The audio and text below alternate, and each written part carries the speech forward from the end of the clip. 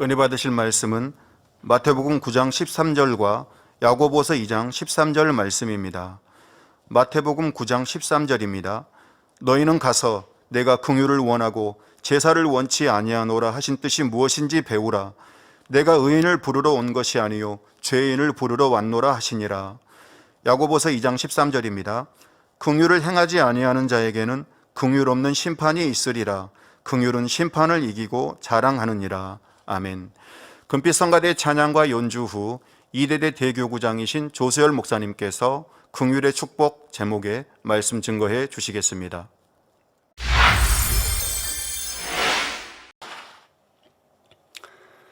금빛 성가대 찬양과 연주에 감사드립니다. 긍휼이란 말은 사전상으로 남을 불쌍히 여긴다는 뜻입니다. 그런데 영적으로 긍휼이란 여기서 더 나아가 한 영혼을 천하보다 귀하게 여기는 마음이란 뜻입니다. 그래서 아무리 가망이 없어 보이는 영혼이라도 생명이 있는 한 포기하지 않고 구원을 얻게 하려는 마음입니다. 그래서 우리 주님의 긍휼은 히브리서 4장 15절의 말씀대로 채우리라 하여 이러한 깊은 차원의 긍휼을 잘 설명하고 있는데, 몸체에 긍휼히 여길 휼자를 써서 마음뿐만 아니라 몸도 함께 안타까워하고 아파할 정도로 긍휼히 여기는 것이 바로 채울의 마음입니다. 마치 남편이 아내를 너무 사랑하면 아내가 임신해서 입덧을 할 때 혹가다가 남편도 같이 입덧을 하는 경우가 있는 것처럼 말입니다. 저는 예전에 전도사 사역을 하시던 어떤 분에게 그 남편 장로님이 같이 입덧을 했다는 말을 제가 실제로 들었던 적이 있습니다. 근데 그런 경우가 드물지만 그만큼 그 남편이 아내를 사랑하니까 그 고통을 함께 느끼는 것이죠. 그래서 상대가 명백한 죄로 인해서 심판받을 수밖에 없을 때라도 마치 내가 심판받는 것처럼 마음뿐만 아니라 몸도 같이 안타까워하고 아파하는 차원의 긍휼인 것입니다. 이런 주님의 마음을 이뤘다면 당연히 아무리 큰 죄를 지은 죄인이나 악한 자라 할지라도 판단 정죄로 대하는 것이 아니라 마치 내가 죄를 지으면 심판을 바라지 않고 중심에서 용서받기를 바라는 것처럼 상대를 내 몸같이 사랑하고 불쌍히 여기기에 당연히 용서하며 자비를 베풀게 되고 어찌하든 상대를 살릴 수 있는 쪽으로 사랑과 선을 쫓아 행할 수밖에 없습니다.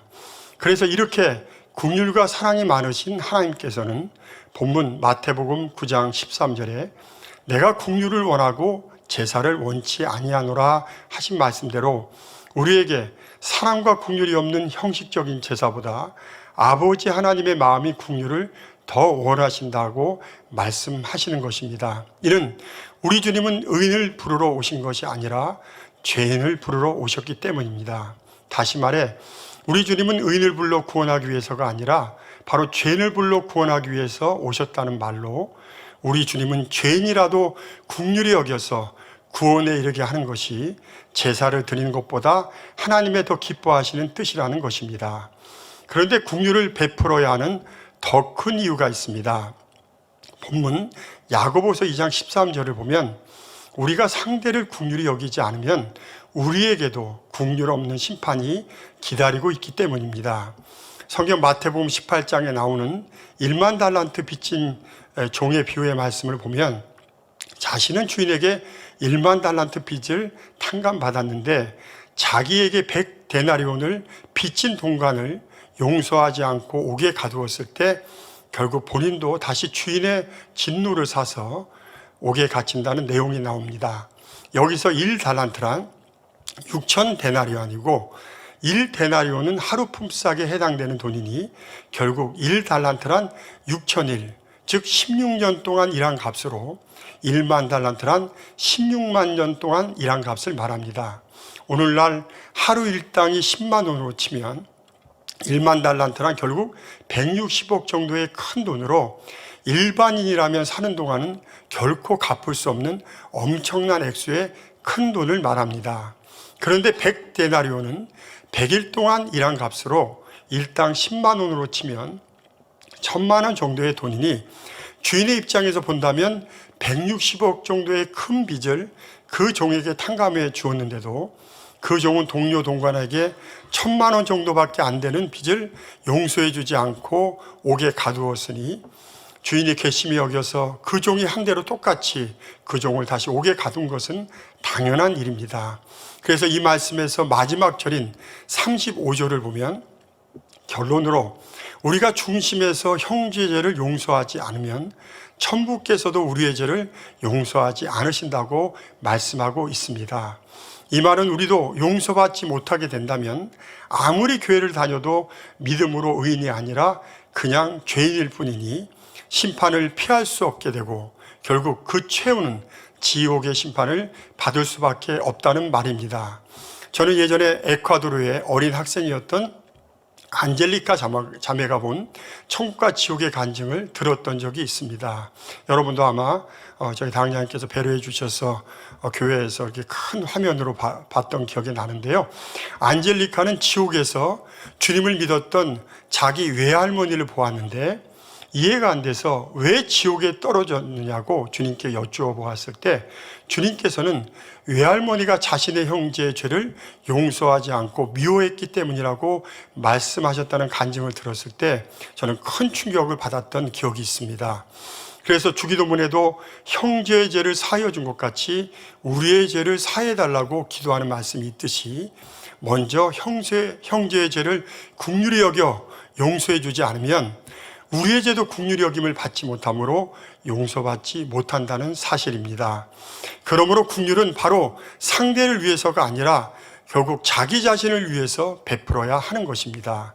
왜냐하면 본문 야고보서 2장 13절 후반부에 긍휼은 심판을 이기고 자랑한다는 말씀대로 우리가 먼저 상대를 긍휼히 여겨서 용서할 때 우리도 용서받아 심판을 피할 수 있기 때문입니다.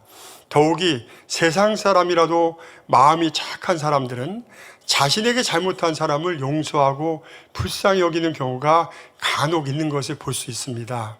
그런데 우리 만민의 성도들은 사랑하는 당자님께 오랫동안 성과 사랑의 가르침을 받아온 자들로서 당연히 어떠한 죄인이라도 불쌍히 여기고 용서하는 성과 사랑을 더욱 힘껏 실천해야 하지 않겠습니까? 그렇게 모든 면에서 긍휼의 마음으로 성과 사랑을 행했을 때 긍휼 없는 자의 심판보다 더 큰 긍휼히 여김을 받는 축복을 받을 수가 있습니다. 그래서 긍휼의 축복이란 한마디로 우리가 긍휼을 베풀었을 때 우리도 긍휼히 여김을 받음으로 임하는 영육간의 모든 축복을 말합니다. 긍휼히 여김을 받는 자에게 임하는 이 긍휼의 축복에 대해서는 본론에서 더 자세히 다루기로 하겠습니다. 사랑하는 성도 여러분, 상대가 진정 어떠한 죄와 잘못이 있다 할지라도 긍휼 없는 자의 모습으로 대하는 것이 아니라 상대를 영혼으로 생각하고 오직 긍휼히 여기는 마음으로 성과 사랑만 베풀 수 있기를 바랍니다. 그러므로 이러한 긍휼의 축복을 받으려면 우리가 먼저 긍휼히 여기는 자가 되어야 하는데 어떻게 하면 우리가 상대를 중심해서 긍휼히 여길 수 있을까요? 상대를 중심해서 긍휼히 여기려면 첫째로 상대 입장을 깊이 헤아림으로 진정 이해할 수 있어야 합니다. 사랑하는 당자님께서는 아무리 큰 잘못을 행한 사람이라도 상대의 처한 상황과 성장 과정, 믿음의 분량 등 상대 입장을 깊이 알면 이해 못할 사람이 없고 용서 못할 사람이 없다고 말씀하셨습니다. 세상에서도 핑계 없는 무덤이 없다는 말이 있듯이 아무리 큰 죄를 지은 사람이라도 그 입장에서는 그럴 수밖에 없는 이유가 분명히 있습니다. 세상에서는 도저히 이해가 안 되는 사이코패스라도 앞에서 행하는 일들은 분명 이해가 안 되지만 그 사람의 성장 과정으로 들어가 보면 불우한 가정에서 자라나 그 사람이 그렇게 되었던 이유가 분명히 있었다는 말입니다. 예전에 2차 세계대전을 일으켜 수많은 사람을 죽게 하고 특별히 유태인 600만 명을 학살하여 인류의 역사를 피로 물들인 독일의 나치 히틀러에 관한 이야기를 책을 통해 읽었던 적이 있습니다. 히틀러가 그렇게 포악한 인간이 되었던 이유는 성장 과정 중에 어렸을 때 아버지 없이 홀로 자라면서 유태인으로 인해 받았던 상처 때문이라는 이야기였습니다.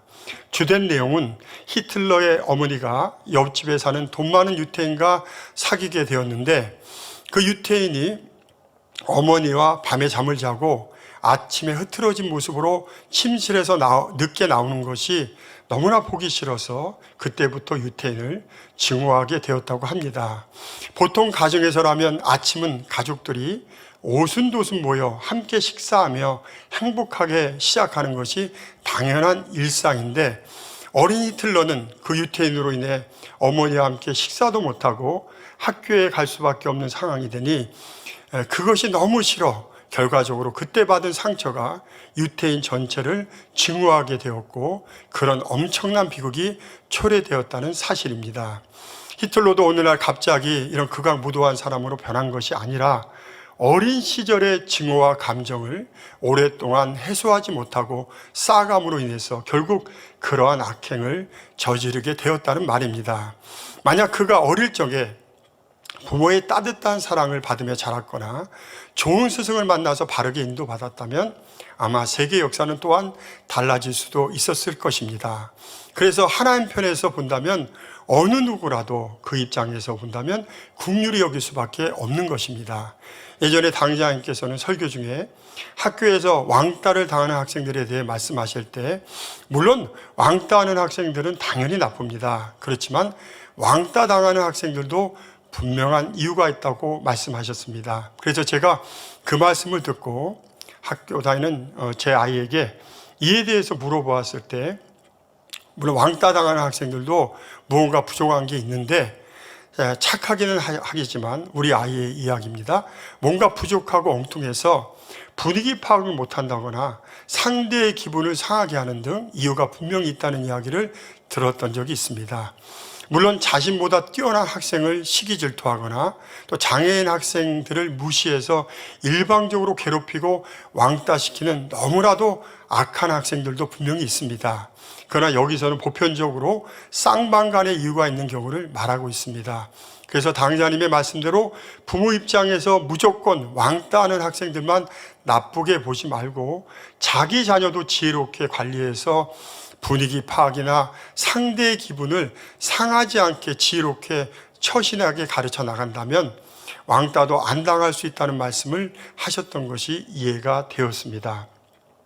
성경에도 보면 상대 입장을 깊이 알지 못하고 내 입장에서 쉽게 결정하여 돌이키기 어려운 큰 실수를 범하여 나라의 운명이 바뀌게 되는 경우가 나옵니다. 바로 열왕기상 12장을 보면 솔로몬의 아들 르호보암이 왕이 되었을 때 이스라엘 12지파가 모여 세겜에서 왕으로 기름을 붓기 전에 먼저 부왕인 솔로몬 왕이 이스라엘 전역에서 많은 역사를 베풀다 보니 여기서 역사란 건축 공사를 의미합니다. 이로 인해 백성들이 그동안 힘들었던 고역을 감해달라고 요청하는 장면이 나옵니다. 이때 르호보암 왕은 경험 많은 노인들의 말을 듣지 않고 자기와 자라던 소년들의 말을 듣고서 부드럽게 백성들의 고통을 달래주는 말로 위로하기보다는 고역을 더 무겁게 하겠다는 말로 엄하게 대답합니다.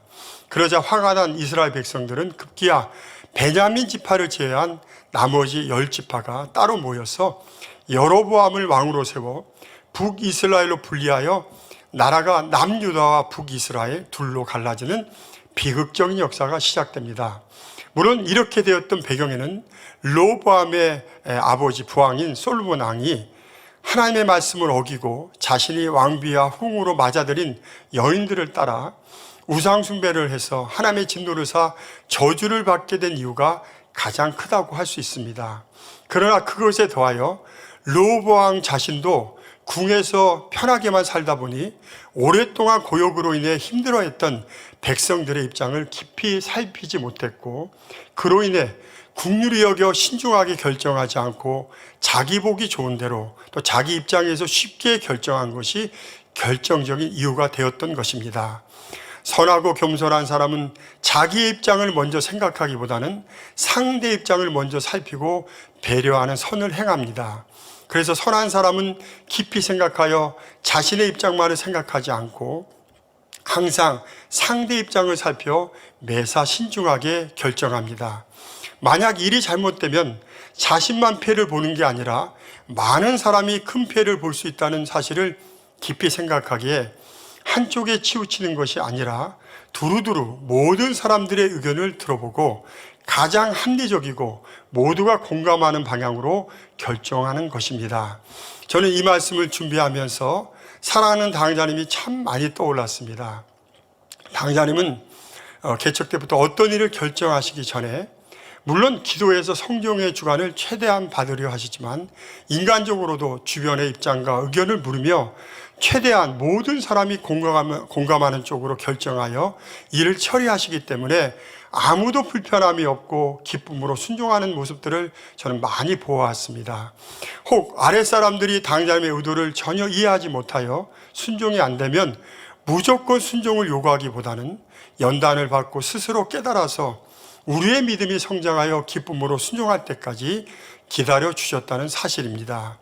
제가 예전에 설교할 때 당장님께서는 저희 교회 초기에 주의 종들 대다수가 어느 교회를 따라 모든 부서에서 교구장의 호칭을 원하자 모든 교회 조직에서 아동부, 학생부, 청년부, 장년부까지 어느 것 하나 가릴 것 없이 전체를 지도교사는 없고 오직 교구장으로만 부르게 하셨던 1년 동안 허락하셨던 것처럼 말입니다.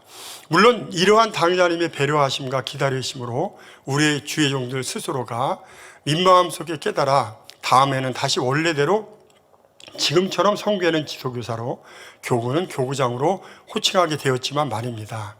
이러한 당자님의 기다림은 저희 주의 종들뿐만 아니라 모든 성도에 대해서도 아버지 하나님의 사랑으로 우리 입장과 부족함을 깊이 이해하고 긍휼히 여기는 섬김과 사랑의 마음에서 비롯된 것입니다. 그러한 사랑을 깨달은 사람들은 당자님의 오래 참으시는 사랑에 감동하여 기꺼이 순종할 뿐만 아니라 생명까지 바칠 수 있는 참된 일꾼으로 나올 수 있었습니다. 그래서 당자님의 하시는 일들은 영적으로도 합당하지만 모두와 화평을 이루고 기본과 상시에 전혀 어긋나지 않기에 모든 사람이 공감하고 따라갈 수가 있었던 것입니다. 마치 르호보암 왕이 경험 없는 소년들의 말을 듣지 않고 경험 많은 노인들의 말을 듣고 이스라엘 백성들이 원하는 모두가 공감하는 방향으로 행했다면 형통한 길로 인도받을 수도 있었던 것처럼 말입니다. 예전에 섬김, 순종, 사랑이라는 주제로 당장님께서 주의종 교육을 인도하신 일이 있습니다. 물론 영적으로 질서가 잘 이루어지려면 당연히 아랫사람, 윗사람에게 순종해야 합니다. 하지만 무조건 순종이 아니라 먼저 윗사람이 진정으로 아랫사람을 섬기고 또한 생명 다한 사랑으로 본이 되어 이끌 때 아랫사람도 감동을 받아 우러나오는 마음으로 순종하여 하나 되는 것이 진정한 하나님의 교회요 참된 영적인 조직이라고 말씀하셨습니다. 사랑하는 성도 여러분, 상대의 입장을 깊이 헤아림으로 진정 이해할 수 있는 마음을 이루어서 상대를 중심에서 긍휼히 여기는 자가 되어 상대의 어떠한 잘못이라도 용서하고 포용할 수 있는 긍휼의 축복을 풍성히 받을 수 있기를 바랍니다. 상대를 중심에서 긍휼히 여기려면 둘째로 받은 바 은혜를 떠올리며 부족한 자신을 먼저 돌아보아야 합니다.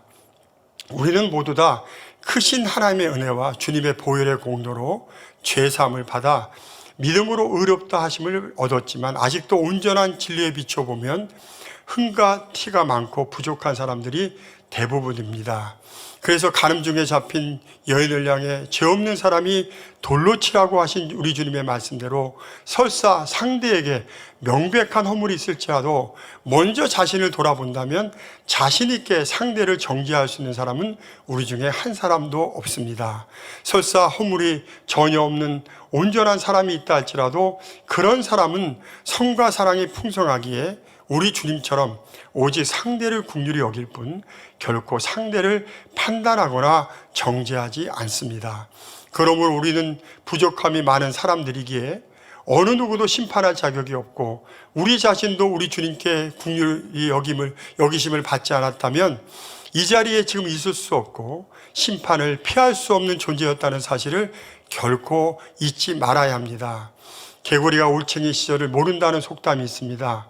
우리는 많은 은혜를 아버지 하나님과 주님과 사랑하는 당자님께 받았습니다. 성경 출애굽기 32장을 보면 하나님께서 금송아지를 만들어 우상을 숭배했던 죄로 이스라엘 백성들을 멸하려 하실 때 모세 선지자가 자신의 생명을 걸고 중보했던 장면이 나옵니다.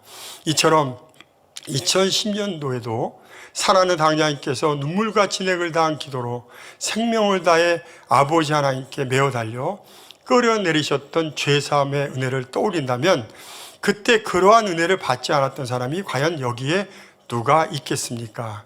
우리가 이 자리에 있는 것이 모두가 아버지 하나님과 주님의 은혜요 당자님의 눈물의 기도와 희생과 헌신 덕분이라고 믿는다면 거저 받았으면 거저 주라고 하신 주님의 말씀대로 어느 누구에라도 값없이 은혜를 베풀 수 있어야 합니다. 간음 중에 잡힌 여인도 우리 주님은 용서하셨고, 제가 지난번 설교할 때 언급한 미국의 17살 된 크리스찬 남학생 브렌트 진도 자기의 형을 총으로 쏴 죽인 여자 경찰관을 중심에서 용서했습니다. 그러니 상대에게 어떤 허물이 있다 할지라도 우리가 그 입장에서 이해하고 불쌍히 여겨 용서하는 것은 받은 바 크신 은혜에 진정 보답하는 자세가 아니겠습니까? 죄는 미워해도 죄는 불쌍히 여기라는 말씀이 있습니다. 상대가 아무리 내 편에서 생각할 때 큰 죄와 잘못을 저질렀다 할지라도 받은 바 은혜를 떠올려서 아버지 하나님과 하나님의 사랑과 긍휼의 마음을 가지고 상대를 한 영혼으로 바라본다면 잘못이 클수록 괘씸한 것이 아니라 오히려 심판을 받을 상대이기에 더 긍휼히 여길 수밖에 없는 것입니다. 더욱이 영적으로 긍휼의 뜻은 한 영혼을 불쌍히 여길 뿐만 아니라 천하보다 귀하게 여겨 아무리 가망 없는 영혼이라도 살리는 방향으로 이끄는 것이라고 했습니다. 상대가 아무리 잘못한 모습이 있을지라도 내 입장에서가 아니라 상대 입장에서 깊이 헤아려 본다면 그럴 수밖에 없는 이유가 분명히 있기에 진정 이해할 수 있고 더 불쌍하게 여길 수가 있는 것입니다. 사랑은 자기 유익을 구하지 않고 상대 유익을 구한다고 했습니다. 다시 말해 상대 유익을 구한다면 자기의 입장이 아니라 상대 입장을 먼저 생각해야 하는 것입니다. 그래서 사랑하는 당자님은 아무리 용서할 수 없는 죄인이라도 심판받을 그 영혼을 생각하면 불쌍해서 잠을 잘 수가 없고 너무나 마음이 아프기에 항상 살리는 쪽으로 결정하시는 본을 보여주셨던 것입니다. 우리는 모두가 부족한 가운데서 아버지 하나님의 은혜로 온전한 차원을 사모하는 사람들입니다. 저도 4대 교구장으로 있을 때 아래 일꾼들 중에 밑에 사람들을 힘들게 한 사람들로 인해 이러한 은혜를 크게 깨달았던 적이 있습니다. 그 일꾼들로 인해 밑에 사람들이 많이 힘들어하며 고통받는 모습을 볼 때 너무도 마음이 아파 하루는 다니엘 철야 중에 어떻게 그럴 수 있느냐 하며 그런 힘들게 하는 일꾼들을 향해 답답해하며 하나님께 하소연하며 기도할 때가 있었습니다. 한참 기도하는데 성령께서는 너도 예전에는 아버지 하나님과 당자님이 보실 때 답답할 때가 많이 있었다는 깨달음을 주시며 그럴 때 하나님이나 당자님은 너의 부족한 점을 보기보다는 좋은 점을 믿음으로 바라봐 주셨다는 마음이 강하게 들었습니다. 그러면서 내가 답답히 여기는 일꾼들도 아버지 하나님이 보실 때는 너보다 좋은 점이 분명히 있는데 그런 점을 아버지 하나님은 사랑하신다는 말씀이 강하게 마음에 와닿았습니다. 이때 사랑은 모든 것을 믿는다는 말씀이 강하게 마음에 부딪히는데 내가 그들을 답답히 여기는 것은 그들의 부족한 모습 때문만이 아니라 그들을 사랑으로 믿어주지 못하는 결국 너의 사랑이 부족했기 때문이라는 것을 강하게 깨닫게 해주셨을 때 그날 얼마나 사랑 없으면 눈물로 회개했는지 모릅니다. 이렇게 받은 바 은혜를 떠올리며 자신의 부족함을 회개하는부터는 그 일꾼들이 분명히 달라진 것은 없는데도 답답하게 여기기보다는 오히려 좋은 점을 먼저 보게 되었습니다. 아울러 그들이 그런 부족한 분야를 깨닫지 못해 계속 연단받는 모습이 너무도 안타깝고 불쌍한 마음이 들어 더 그들을 위해 사랑으로 기도할 수 있었습니다. 그러자 아버지 하나님께서는 합력하여 선을 이루어 모든 일들을 아름답게 인도하시는 것을 볼 수 있었습니다. 그러므로 사랑하는 성도 여러분, 상대를 판단 정지하기 전에 나를 먼저 돌아보고 부족한 점을 발견하여 채우는 지혜로운 분들이 되시기를 바랍니다.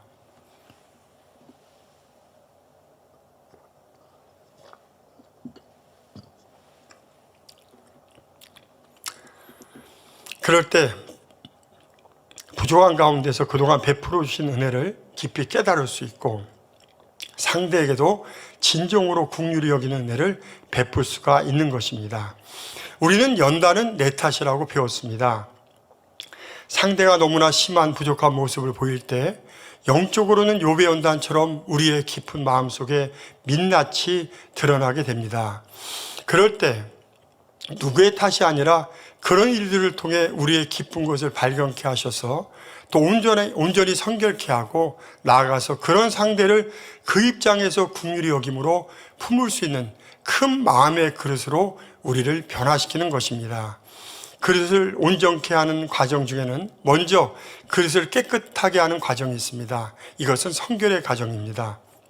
다음은 그릇을 넓히는 과정이 있습니다. 이것은 너무나도 악한 상대라도 그 입장에서 이해하고 긍휼히 여겨 상대를 품음으로 더 온전한 선과 사랑으로 우리의 마음 그릇을 넓히는 과정입니다.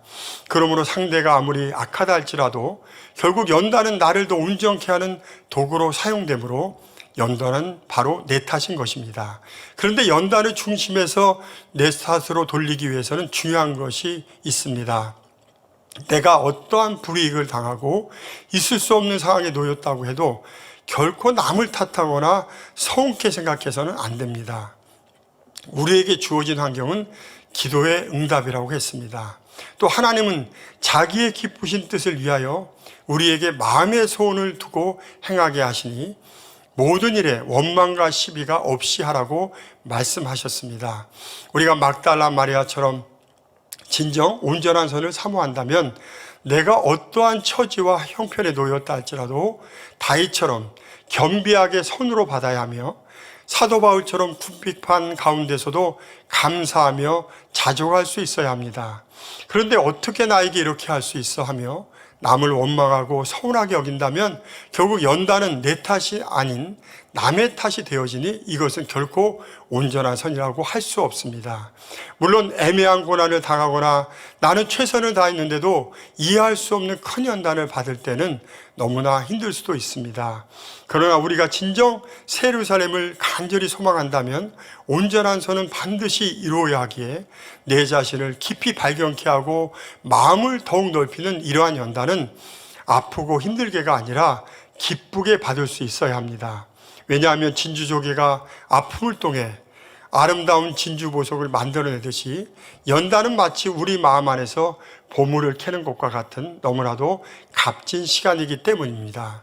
그러므로 연단을 중심에서 내 탓으로 돌리고 어느 누구에게도 조금의 원망이나 서운함이 없이 어떠한 상황에서도 겸비한 마음으로 자족하며 감사함으로 온전한 선만 쫓아 행할 수 있는 우리 모든 성도님들이 되시기를 바랍니다.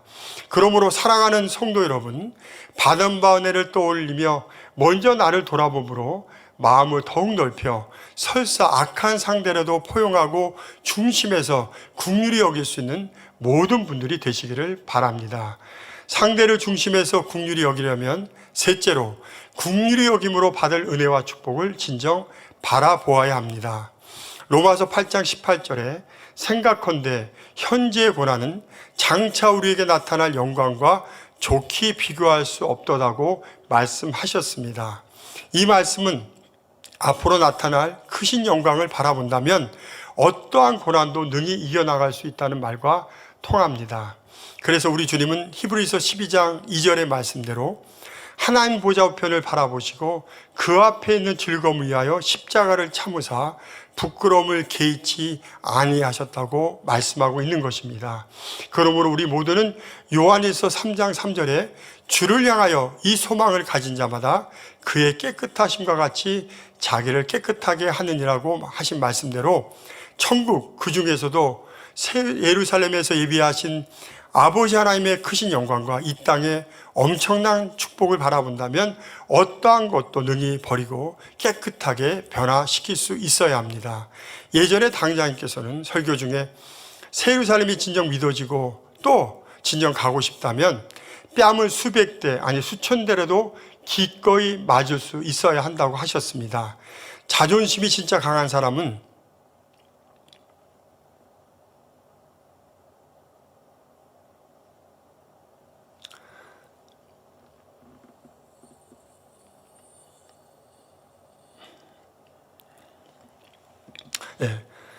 자존심이 진짜 강한 사람은 죽어도 자존심만은 결코 포기할 수 없다고 하는 말을 들었던 적이 있습니다. 당회자님도 주님을 믿기 전에는 자존심이 둘째가라면 서러울 정도로 강한 분이라고 말씀하셨습니다. 그런데 천국이 믿어지고 아버지 영광이 믿어지니 그토록 강한 자존심도 한순간에 버릴 수 있었다고 말씀하셨습니다. 그런데 하물며 미운 감정이나 서운한 감정같이 너무나도 하찮고 뼈를 썩게 하는 무익한 감정이라면 우리가 진정 하늘의 영광을 소망할 때 어찌 버리는 것이 힘들겠습니까? 국률의 마음을 이루는 것도 마찬가지입니다. 국률이 여기는 마음을 이루려면 국률 없는 자의 심판도 피하게 되고 또 우리도 국률이 여김을 받아 국률이 여기는 자에게 임하는 축복을 다 받을 수가 있습니다. 왜냐하면 국률의 마음은 아버지 하나님의 지극히 선한 마음으로 너무나 이를 기뻐하시기 때문입니다.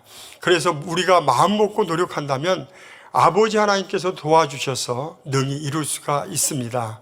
앞에서 말씀드린 대로 상대 입장을 깊이 살펴 이해하려고 노력하고 그동안 받은 바 크신 은혜를 떠올리고 자신의 부족함을 먼저 돌아보며 마음을 넓혀 나간다면 어떠한 상대라도 그 입장에서 이해하여 포용할 수 있고 긍휼히 여겨 은혜를 베풀 수가 있기 때문입니다.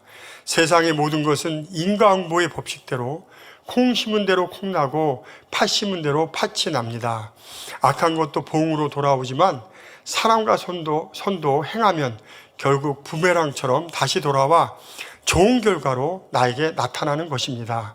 마태복음 5장의 8복의 말씀 중에 5번째 복인 긍휼히 여기는 자는 복이 있나니 긍휼히 여김을 받을 것이며 라는 말씀대로 긍휼히 여기는 자에게는 긍휼히 여김을 받는 축복이 임합니다.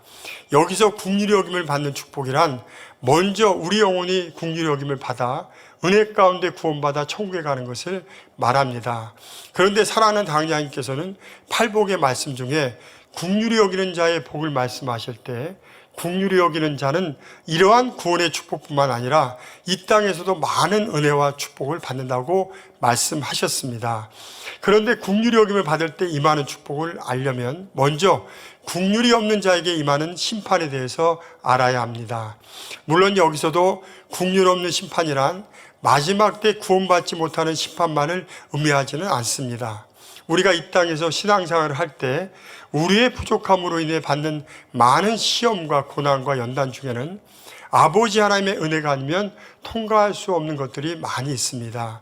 그래서 우리가 상대를 긍휼히 여기지 않는다면 우리도 긍휼히 여김을 받지 못하므로 은혜를 받지 못하니 신속히 시험과 고난과 연단을 통과하지 못하게 되어 많은 어려움을 받을 수 있다는 뜻을 내포하고 있습니다. 우리는 하나님의 은혜가 아니면 영적으로 한 발자국도 나아갈 수 없습니다. 은혜는 솟아오르는 샘물처럼 상대에게 베풀 때 계속해서 더 풍성한 은혜를 받을 수가 있는 것입니다. 우리의 많은 부족한 모습 가운데서도 베풀어 주신 한없는 아버지 하나님의 은혜가 있었기에 오늘 이 자리에 우리는 서 있을 수가 있습니다. 마찬가지로 앞으로도 우리는 하나님의 은혜가 아니면 영적으로 더 나갈 수 없기에 온전하게 변화되기 위해서도 은혜가 반드시 필요합니다. 시험도 은혜가 있어야 들지 않을 수 있고 고난도 은혜가 있어야 이겨낼 수가 있고 연단도 은혜가 있어야 통과할 수가 있는 것입니다. 그래서 우리가 상대를 긍휼히 여길 때 긍휼 없는 심판을 받지 않고 오히려 긍휼히 여김을 받음으로 영육간의 풍성한 은혜와 축복을 받아 누릴 수가 있습니다. 이렇게 긍휼히 여김을 받을 때 임하는 축복을 바로 긍휼의 축복이라고 하는 것입니다. 그러므로 지금까지 우리가 아버지 하나님께 긍휼히 여김을 받아 많은 은혜와 축복을 누릴 수 있었던 것처럼 앞으로도 우리가 상대를 긍휼히 여길 때 더 큰 은혜를 축복을 받아 누릴 수가 있습니다. 그러려면 우리 주님이 우리에게 심판이 아닌 우리의 연약함을 채우려 하시는 긍휼을 베풀어 주신 것처럼 우리도 상대에게 겉모습만 보고 판단하고 정죄하는 것이 아니라 그 입장을 중심에서 살핌으로 진정 이해하여 긍휼히 여기는 은혜를 베풀어 줄 수 있어야 합니다. 지금 우리는 교회적으로 축복의 연단을 받고 있고 또 성전 이전이라는 너무나도 큰 일을 앞두고 있습니다. 개인적으로도 성결과 운용을 이루어 앞으로 세계를 이룰 수 있는 권능받는 일꾼의 자격을 갖추어야 합니다. 더욱이 주님 오실 때가 심히 가까운 지금 신속히 새로 삶에 들어갈 수 있는 온전한 선을 이루어 아름다운 신부의 자격을 갖추어야 합니다. 큰 일을 바라본다면 소소한 개인의 감정은 얼마든지 쉽게 버릴 수가 있습니다. 앞으로 받을 은혜와 크신 축복을 바라본다면 아버지 하나님의 긍휼하심을 받을 수 있도록 우리가 먼저 어느 누구라도 용서하고 사랑으로 품어주는 긍휼을 모두에게 베풀어 줄 수 있어야 합니다. 그럴 때 만민은 사랑으로 하나 되어 하나님의 긍휼하심을 입어 어떤 악한 자라도 만지지 못하게 되고 또 성전 이전과 부흥 등 하나님의 크신 역사와 축복은 신속히 이루어질 것입니다. 나아가서 우리가 온전히 하나 되어 우리에게 향하신 뜻을 온전히 이루어 드릴 때 당자님을 통한 권능의 완성과 이 제단을 향하신 모든 섭리도 온전히 이루어질 것입니다. 할렐루야. 결론입니다. 지금까지 긍휼히 여김을 받는 자의 축복, 긍휼의 축복을 받으려면 우리도 상대를 중심해서 긍휼히 여기는 자가 되어야 한다고 했습니다. 그러기 위해서는 첫째로 상대 입장을 깊이 헤아림으로 진정 이해할 수 있어야 합니다. 둘째로 받은 바 은혜를 떠올리며 부족한 자신을 먼저 돌아보아야 합니다. 셋째로 긍휼히 여김으로 받을 은혜와 축복을 진정 바라보아야 합니다. 그러므로 우리 모두 중심에서 상대를 긍휼히 여기는 자가 되어 긍휼히 여김을 받는 축복을 받아 개인적으로는 신속히 성결과 온용을 이루고 교회적으로도 모든 축복의 연단은 이제 끝나고 성전 이전과 부흥 등 영육 간의 풍성한 축복을 받을 수 있어야 하겠습니다. 더 나아가서 우리 모두 온전한 사랑으로 하나를 이루어 당자님과 이 제단을 향하신 모든 섭리와 뜻을 신속히 이룰 수 있기를 주님의 이름으로 기원드립니다. 주신 말씀을 생각하며 통성 합심해서 기도하겠습니다. 사랑과 은혜가 풍성하신 아버지 하나님, 오늘 긍휼의 축복에 대한 귀한 말씀 또 함께 은혜를 나눴습니다. 우리가 긍휼히 여길 때 우리도 긍휼히 여김을 받아 아버지여 이 땅에서 구원뿐만 아니라 하나님 예비하신 은혜와 축복을 풍성히 받을 수 있다고 했습니다.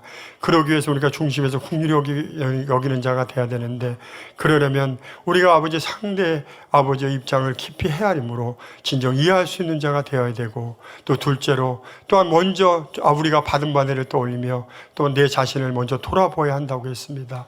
셋째로 또 우리가 긍휼히 여길 때 긍휼히 여김으로 받을 은혜와 축복을 우리가 진정 바라봄으로 인해서 우리가 아버지 결단하여 우리가 진정 긍휼히 여기는 자가 될 때 하나님께서 기뻐하시고 풍성한 은혜와 축복을 우리에게 나타내 주신다고 했습니다. 오늘 이 말씀이 생명과 능력이 되어서 우리가 긍휼히 여김으로 또 우리도 긍휼히 여김을 받아 하나님 약속하신 풍성한 축복 받아 앞으로 또 우리의 교회에 할 일이 많이 있습니다. 이제 축복의 원전이 끝나고 또 아버지 예비하신 이제 성전 이전과 또 아버지의 영육간의 모든 우리가 준비된 곳으로 나와 마지막 때 이제 향하신 섭리와 뜻들을 온전히 이룰 수 있는 우리 만민의 모든 성도들에게 축복해 주옵소서. 감사하며 우리 주 예수 그리스도 이름으로 간절히 기도하옵나이다. 아멘.